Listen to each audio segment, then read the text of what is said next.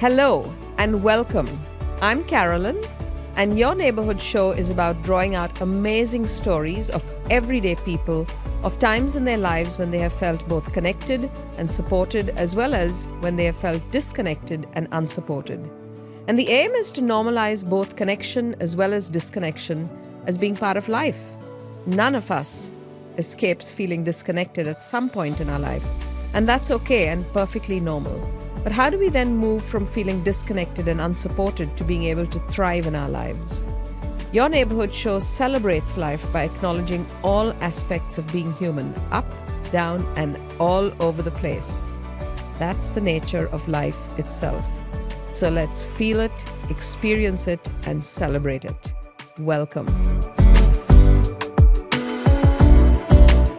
Hello and welcome to Your Neighborhood Show.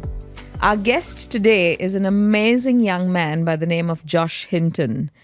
And I feel so lucky because last night was his premiere show called A Place in the Sultan's Kitchen as part of the Brisbane Festival, which Ubuntu Foundation had the absolute privilege of supporting. But I was sitting like in a great position and I got to see this entire beautiful play with Josh. That is completely Josh's creative genius, I think.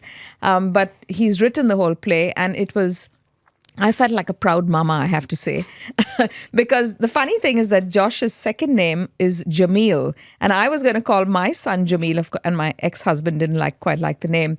So I have this connection to Josh. And then on top of it, he's partly Indian and he was cooking a curry on stage. But I'm going to get him to tell you more about it. But welcome, Josh. And I'm so lucky actually to have him here because he's here for just 4 days from Wollongong for the Brisbane Festival. So this is an absolute treat. Welcome, Josh. Thank you. Thank you for having me. Yes. Excited to be here. First of all, how are you feeling after last night's your premiere show? Yeah, really, really good. Relaxed now. Yeah? Yes, excited to get into the rest of the run. Yeah. How many shows have you got left to do? 5 more shows. Yeah. Wow. But I suppose the first one is always that nerve-wracking one, and then once you do that, then and you've got great feedback. So yeah, totally. And it's a new space, so you got to feel out the stage and the audience and that sort of thing. But yeah. Really lovely. Yeah. And your whole family, I was so, it was such a warm experience, as if I feel like I'm part of your family, funny enough. I don't know what it is, whether it's Indian, whether it's, I think because mom's Indian, your grandmother's Parsi. It was so lovely to meet everybody, finally. Yeah. So what we normally do as part of this is to start with your childhood. So tell us about, I know you were in Thursday Island. You had a little bit of time there and then you came back and went to primary school. Tell us about your early childhood years. Yeah, so I think, the first from about when I was born to about 5, we bounced around to a few different places. And kind of my memories of childhood really start in Thursday Island. So Mum and Dad looked after a family shop, like a corner store almost, called Mona's Bazaar in Thursday Island. And so we moved there for a year and it was beautiful. I mean, I have little memories of kind of walking around barefoot, people in the streets kind of weaving things out of banana leaves and that sort of thing. So that was quite a relaxed year. Very carefree kind of. Yeah, very carefree. I was in preschool at the time, so I kind of have memories of, playing around in sand pits and stuff. And then we came back, and then kind of moved to Wollongong, basically. Why did you move to Wollongong? What was... So Dad got a job, the job he's still in now. So he was offered the CEO and artistic director of Merrigong Theatre Company. And so, and that was in Wollongong. So we moved to Wollongong and have been there ever since, I started primary school there, at Tarrawanna originally. Was there for a couple of years. That was quite interesting. How was that? I remember you saying that you felt different as part of your primary school. Both, you went to 2 schools, primary schools in Wollongong, and you felt a bit different. Tell us about that. What way? Yeah, I mean, it was the early 2000s in quite a rural town. A family of brown people. Yes. Coming into Wollongong, it did feel quite different. And this was before, now Wollongong's kind of evolved into this quite big, it's an hour south of Sydney, so it's turned into almost metropolitan. But back then, it really was, rural. And so I remember coming into the school and being one of very few people of color. I mean, you would have seen the picture in the show yesterday. So that was my school picture. You were the only brown-skinned child. Yeah. Exactly. So that was quite an interesting, especially coming from Thursday Island, actually. That was quite a big difference. And that kind of improved as I got older. So that first school was very white. And then when I moved to Kirraville in year 4. So that's still Wollongong? That's still Wollongong, yeah, just a different suburb. Yeah. But then this would have been, so this was a few years on. Then there was like kind of 4 or 5 people in my year who were brown. And then, it definitely kind of got more inclusive as I got older. So when you say you felt different, did you experience any kind of being excluded or any sort of stuff like that? Yeah, I mean, there's one kind of like formative memory that I have, which was being chased around the like schoolyard at that first school, being called names. But other than that, it was pretty like I had friends. Everyone was quite nice to me. It was just this one kid at that school. Yeah. And then from that school, it was Kirraville was super lovely. And then moving into high school, it was super, super lovely as well. Yeah. And then you said you went from there to, first of all, how many brothers and sisters have you got? Give us a context. Yeah. So one brother who's like 2 years younger than me, and then my sister who's about 5 years younger. So you're the oldest. Yeah. And dad is, give us mum is Indian. So mum... So blood-wise, mum is Sri Lankan and Iranian, but her mother grew up in India for a lot of her life, so that's kind of where that comes in. And then dad is British. Okay. Yeah. So you're half English, half British, but no. Yeah. Yes. that we'll hear about that later. That's what the whole play is about. Yeah. Okay. So from there you then you decided you wanted to pursue like you had kind of ideas of wanting to do the performing arts. Yeah. So you were interested in music and theater, drama. And so you said you went to another school which was focused on that. Tell us about that. Yeah. So like I said earlier, so my dad got this job at Merriong Theatre Company. So then I kind of grew up around the theatre. And then my grandfather, Philip Hinton, was an actor. And so kind of theatre was in my DNA. And they had this school in Wollongong called Wollongong High School of the Performing Arts. And it kind of focused on like music, dance, drama, art. And so when the conversations around what high school I wanted to go to were kind of happening, that's where we landed on. And so I auditioned for that and spent my... So was it a regular like... curriculum like normal schools, so it was still a public school, but then the focus kind of the extracurricular stuff was fully focused on the arts. Some schools focus on sports and some schools understand. My son went to a school called Music Industry College here in Brisbane for his grade 11 and 12, so he was till 10 he was at a proper regular school. And then he wanted to pursue music, and he is a musician. He's a bass guitarist. Amazing, So he went to music. So I do understand what he's saying. So when you were at high school, did you experience any sort of, because of the color of your skin, as you had shared with me before, how was that for you in the high school? Look, I mean, there were definitely moments where I knew I was different. Naturally. Especially like in the arts, you're asked to play different characters or, do this, do that. And well, can I play that character? That character is traditionally white. So all of that kind of played in my head at high school. Nobody was outwardly racist to me. Yeah. But I mean, now looking back on it, I don't think that's really the point. It's kind of just... those things were in the back of my head constantly as I was growing up. So Yeah, and I guess being like you're the only one who's of a different skin color, sometimes I think we ourselves project stuff onto ourselves. usually, And it may not be there, but we could be projecting it ourselves because you just feel different because you look different. You know what I Yeah. mean? Yeah. Do you think there was any of that, or Yeah, I mean, look, high school is such a weird time because you are Yes. developing that self-doubt for the first time. And so almost simultaneously, that kind of realization of I'm different in like my skin color sense, but then also you're going through puberty and you're going, hang on a sec, I'm now anxious about things. I have self-doubt in other ways. And so, yeah, I think that all kind of hit me in high school. And then I go, okay, well, like for example, Halloween parties, everybody's dressing up in certain kind of costumes and stuff. And so well, I can't be that character from that movie because they're white. Yeah. And, can I, those little things like that. Yeah. yeah. But more or less, it was your high school was pretty good, other than a Yeah, few. super inclusive. Yeah. The people there were super inclusive. Yeah. And then you said you decided to go to, you didn't decide to go, but you had the opportunity to go to as part of your Baha'i faith. You'll follow the Baha'i faith. Tell us a Yeah. little bit about the Baha'i faith, just to give Yeah. us audience a little bit of what it is.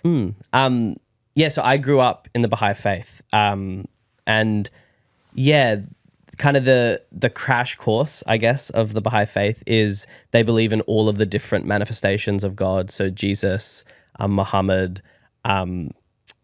and yeah, their kind of values and beliefs are oneness of humanity, and yeah, kind of furthering the will of God in that Yeah. sense. But yeah, as part of the Baha'i faith, they kind of have this thing called a year of service, and it involves a year sometime after high school that you just give back is the Wow. idea. And so everybody that follows the Baha'i faith, once you finish your high school, it's an opportunity for you to go and spend 1 year. Yeah, in service. so it's not like not everyone does it. Yeah. In a perfect world, I think everyone would, but obviously circumstances are different. But yeah, it's a thing that really my parents wanted to give me that opportunity. So is dad Baha'i or mum Baha'i or But both? both of them, yeah. So they were born into the faith as well. So their parents, Both mum and dad? yeah, Wow. and that's how they met, through the faith. Right. So dad is English and mum is Indian, but they were both Baha'i, and that's how they Yeah, so they met at like conferences and stuff growing up. understand. Yeah, but yeah, so I was really lucky. They kind of supported me through this year of service. So tell us about the year of service. You went to why the Czech Republic, and how was it over there? And Yeah, so there's a Baha'i-inspired school in the Czech Republic called Townsend International School. Right. And it's a boarding school it's like a kind of half an hour away from Český Budějovice, which is, yeah, sort of near Prague in the Czech Republic. And yeah, they have this opportunity for a year of service to come and give back to the school, help the school. So you can work in like the dormitories, you can work kind of attached to the school. You can kind of be involved in different but ways. you there. got involved in drama over there as well, if I remember. Yeah. So kind of when I was sussing out my year of service, I wanted it to be something that would also help me Of course, kind of further yeah. down the track. And so I emailed them to see if I could help out with the drama program there. Yeah. So yeah, I became the kind of teacher's assistant to the head of drama. And how old were you then? That was straight out of high school. So I turned 18 that year and then left, yeah. So how were the students over there at that Baha'i school over there in the Czech Republic? How old were they? Yeah, so that was an interesting thing. So I would have been working with people from year 7 to year 12. So not much younger than you. Some of them were older because Yeah. because it was an English speaking school. If people had come and English was their second language, they would kind of stay until they could complete their studies. So I remember there would have been some people in like year 11 that I was teaching who were 20, 21, that sort of thing. So I kind of kept my age on the down low for a bit of that year. You got a youngish face as well, so like a baby face. So Yeah. So how was that experience for you because did you say you had family there as well? Yeah, so my auntie and uncle, so my uncle is like the headmaster of the school. Yeah. And then my auntie was a history teacher there. So I was, fully surrounded by family. My cousin also was like in the IT department at that point. So I knew a lot of people going into it. So did you live with your auntie and uncle, or you lived at the boarding Lived school? on campus, yeah. You lived on campus. Wow. Yeah. So it was a really lovely year. I really have fond memories of that year, and I've been back since to see everybody there. It was a beautiful year of connection with family. Connection. Did you make friends over there, Josh? Yeah, other than your family? Yeah, totally. So I mean, look. So the head of drama who I was assisting, who actually later married into the family. Really? Yeah. But who did he get married to? So she Sophie, married my cousin Jordan, Right. Who was working at the school at that time. But she has become a lifelong friend. Like, I really love Sophie. And a few of the other teachers have really become close friends of mine. I think that's such a wonderful idea that after high school, because you're at that critical age as well, 17, 18, where a lot of some kids go off the rails, and when you're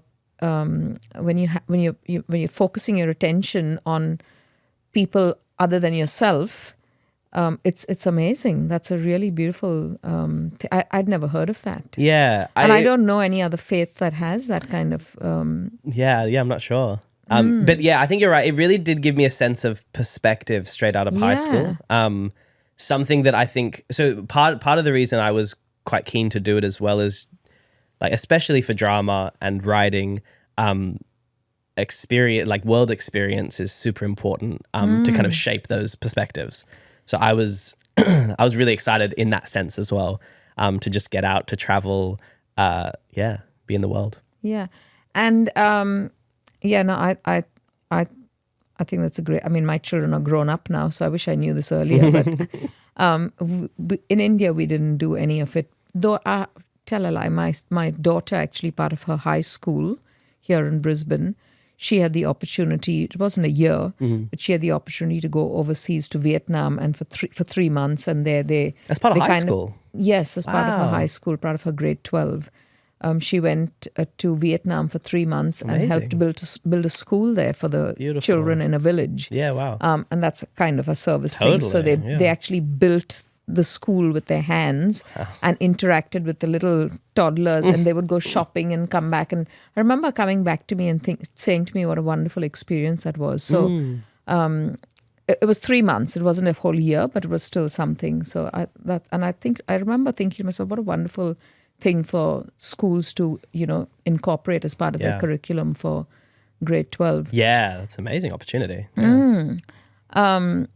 Because at the core of every one of us is that yearning to give back, to serve, and we don't often tap into it. But when you do, you discover that life can be much richer when there's meaning to your life of giving back. Yeah, I think, that's a great point. I think, like, one of the main reasons I think I connected so deeply in that year to the people, to the place, was because the motivations weren't money. Correct. It wasn't furthering my career. It was giving back. And there was no ulterior motive. It was just pure. Exactly. It was pure. So I allowed myself to really kind of settle into that. And it was quite enjoyable because of that. Like, there was what did you learn there, Josh? What would have been your biggest learning from that 1 year, do you think? Ooh. Or take away for yourself? I think the power of kindness, I think, really was, like, kind of stuck with me. But the whole year was me kind of giving. Yeah.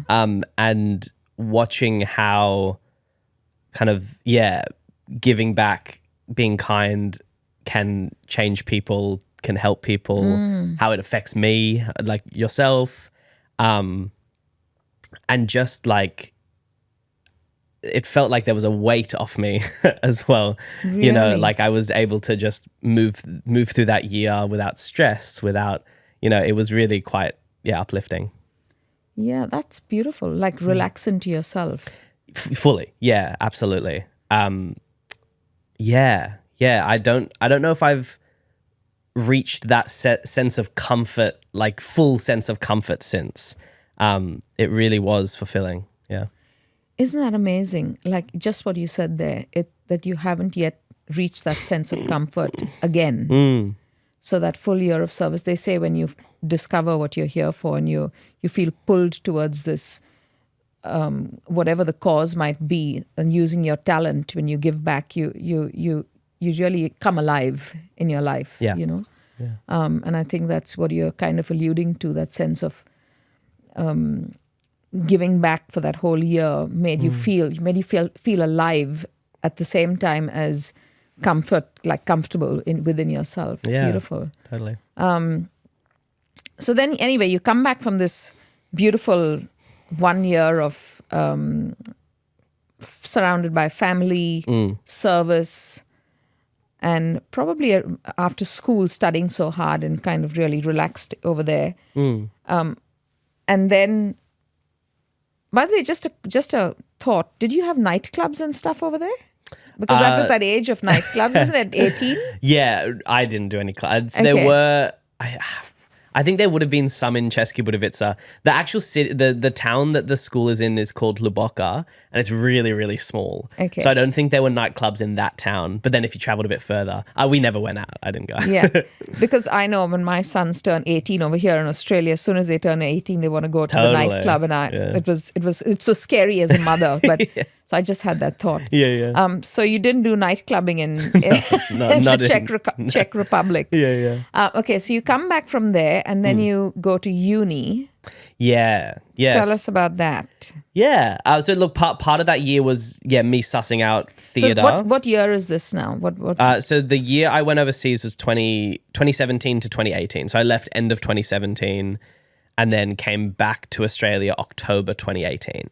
Okay. And I went straight into auditions for drama schools. So this is in Australia. Wollongong. The auditions were in Sydney, but I came back to Wollongong to live in Wollongong. And then auditioned for like VCA, which is the Victorian College of the Arts, WAPA, NIDA, UOW, which is the Wollongong Uni, and got into VCA. And so then So just say what is VCA? It's the Victorian College of the Arts. Okay. So it's attached to University of Melbourne, but it's their like arts sector of the uni. So then the start of 2019, I moved to Melbourne to begin that whole journey. And that was a really interesting year. That was, I think we talked about it. Like I went from being fully connected to family to kind of a purpose and that sense of comfort to then being in the real world in some way. So thrown into the deep end. So I was living in the city in Melbourne. And then starting this journey in university. It was tough. It was really... I don't know if I really kind of connected to theatre school as much as I thought I would. Yeah, Right. drama school. Yeah. And did you have much support in Melbourne? Yeah, I had a few family members, which was really lovely. So they came halfway through that year. My cousin Nikita and her partner, and that really helped me a lot because I spent a lot of time with them. Yeah. But in terms of the support I had in the Czech Republic to then the support I had in Melbourne, and my family was super supportive, but they were in Wollongong, so it was like they couldn't be there in Melbourne. So you had to, for the first time, I suppose, fend for yourself when it came to food and... Yeah, it was a bit like, I was still living. getting supported by my family because I couldn't work at that. So it's full-time uni. I was there like 8 to 4, Monday through Thursday. So I didn't have a job. So that I was being supported by my parents at that point. Financially, yeah. But you still had to work out the logistics and all of that yourself. Yeah, of course. And I didn't know many people in Melbourne at the time. And did you learn to cook over there? Probably. I'd learnt to cook kind of the 3 staples before that. So I learned to cook a dal and rice, a chicken curry, and a keema. But I hadn't really. That was the first time I'd cooked the chicken curry without mum being over my shoulder. And so that was nice. I got to share it with my housemates that first time I cooked, and that was cool. Yeah. That is yesterday when you mentioned that is in the play, dal, keema, chicken curry and rice. My nephew was sitting next to me. He's nudging me. He says, my mouth is watering. That's typically Indian staple diet food, you know. Yeah, totally. So uni in Melbourne, and you were doing music and drama there. Yes? Theatre. And you said that you decided to change course from there. Why was that? Why did you decide to drop music and theatre? Yeah.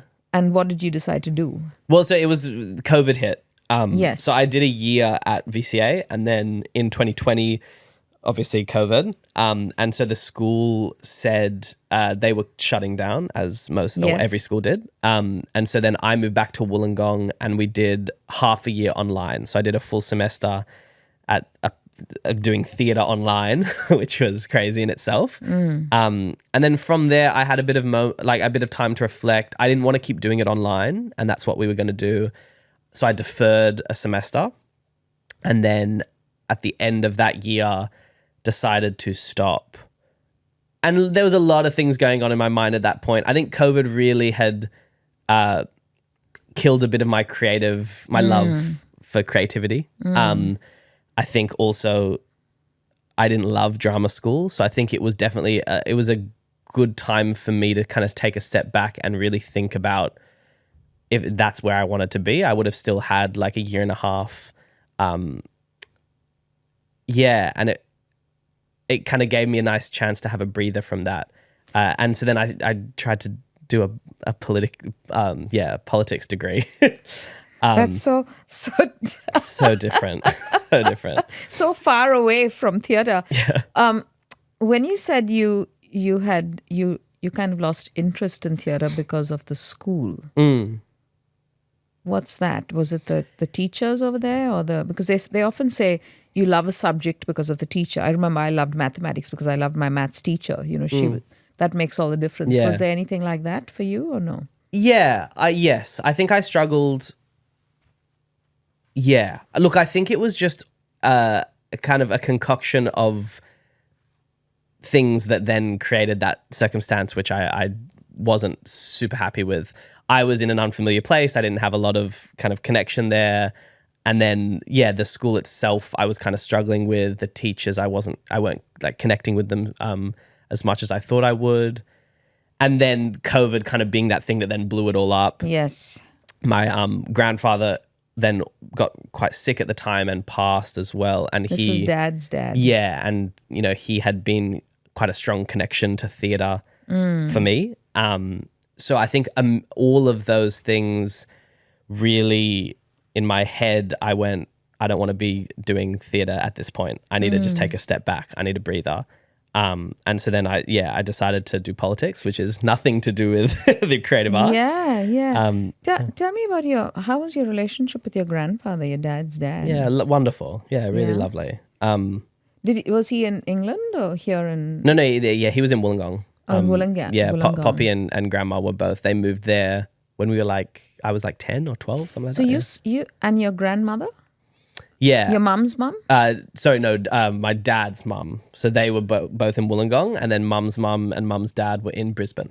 Okay. Yeah. But all four grandparents here in Australia. Yes, yeah. So you're closer to which side or same? I mean, we saw more of Dad's parents because they were in Wollongong, but close to, all my whole family is quite close. Yeah, beautiful. Yeah. I that was very evident yesterday when I met you all. So tell me so you decided to do politics. Yeah, took a step back. I didn't do anything creative for 3 years. So what age are we talking now? So this is now 2021. Okay. So start of 2021, I started the politics degree. Hated it. Yeah. Did a year of that. Got out of that. What made you choose politics? I've always been quite interested in that side of the world.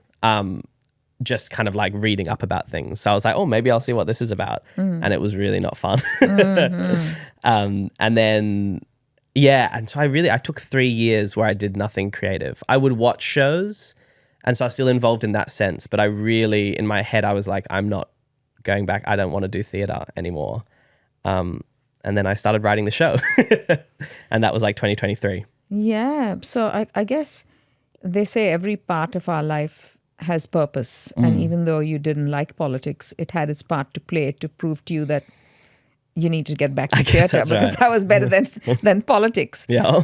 How did you, and so that's, what made you start writing the play, and tell us about how that all happened, because I'd love you to share about the play, given that there's 4 more shows here, but this podcast may not be aired in time, but if somebody else wants to watch it. But tell us about what was the reasoning behind you writing it? How did that all happen? Yeah.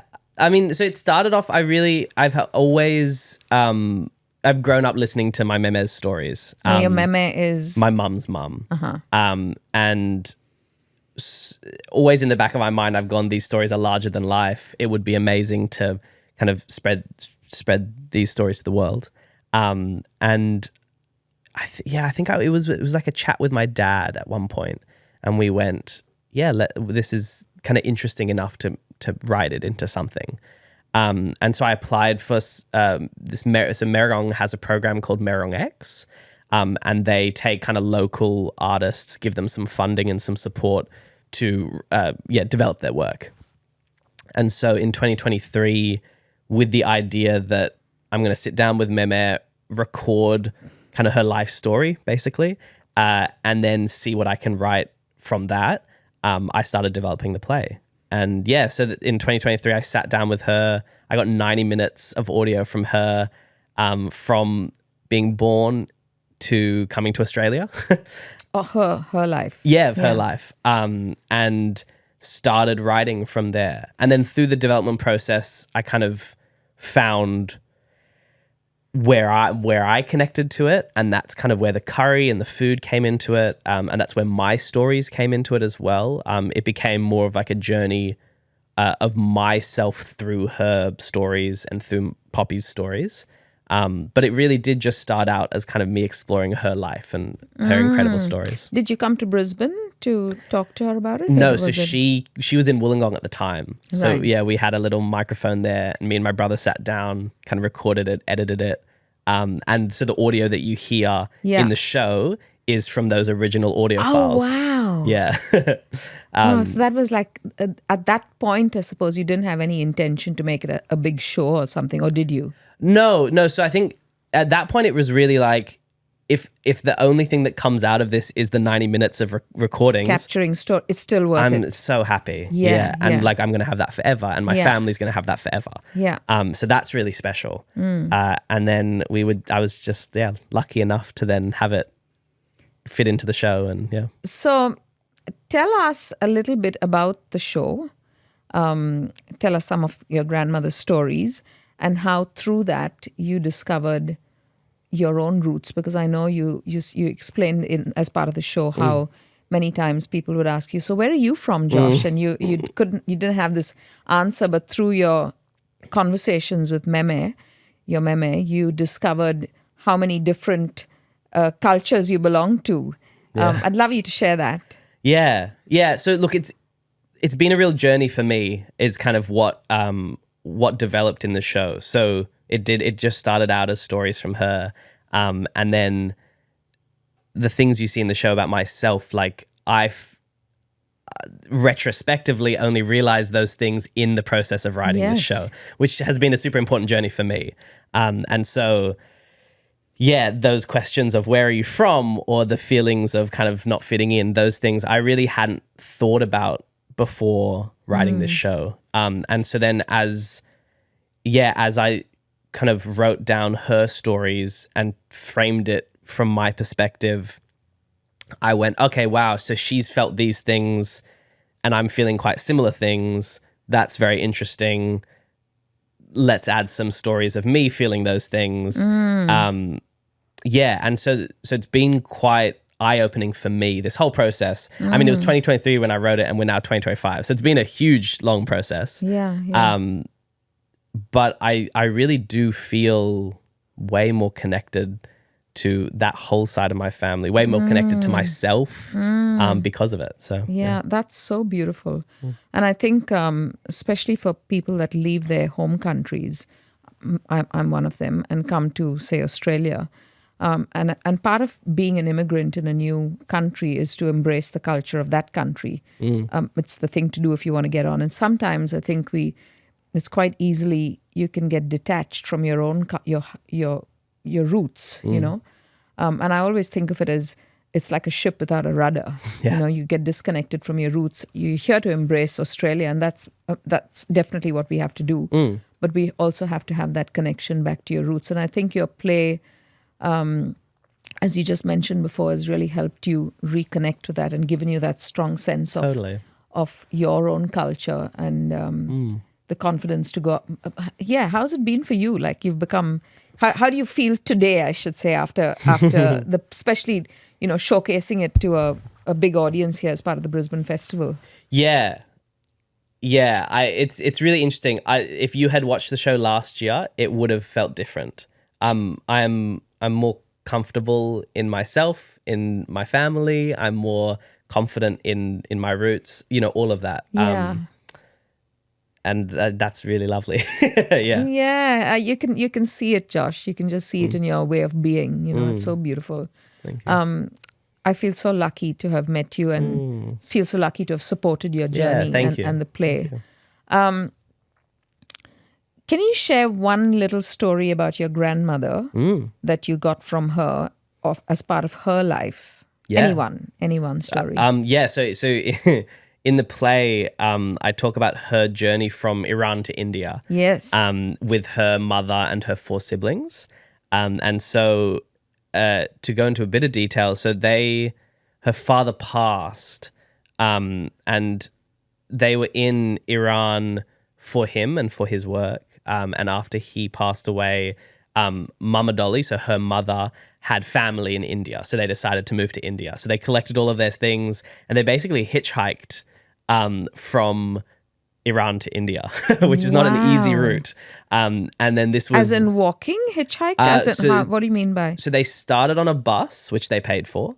But then when they got to Balochistan, they couldn't get a bus to then get to the border. So then a man had a truck that he was taking full of chickens. And so they just hopped on this truck, this random guy's truck, and hitchhiked the rest of the way. So he just took them to the border, and that's how they got to the border to India.